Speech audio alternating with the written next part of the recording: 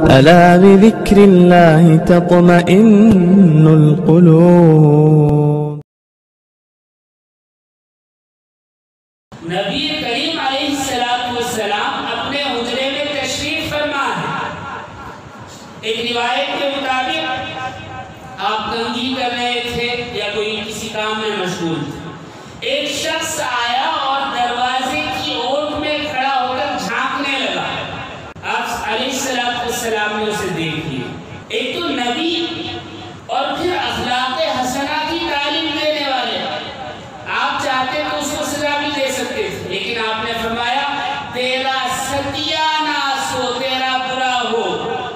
اجازت جو ہے وہ آنکھوں ہی کے لیے تو ہے، تو جو تاک جھانک کر رہا ہے، دیکھ رہا ہے، تھو میں لگا ہوا ہے، اجازت لینے کا جو اللہ نے حکم دیا ہے وہ آنکھوں کے لیے ہے، اور تو ان آنکھوں کو استعمال کر رہا ہے۔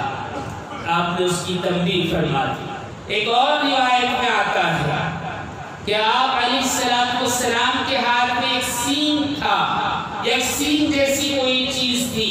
ایک آدمی آیا اور ٹانگ جھانک کرنے لگا دروازے میں سے، تو آپ نے فرمایا میں اگر چاہوں تو اس سے تیری آنکھ پھوڑ دوں، یعنی ٹانگ جھانک کرنے پر اتنی بھی سزا دی جا سکتی ہے۔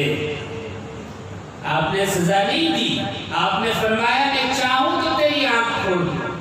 اور ہم تھو میں رہتے ہیں، ایک دوسرے سے پوچھتے ہیں اس نے کیا کیا، اس نے کیا کیا، پھر کیا ہوا، پھر کیا ہوا۔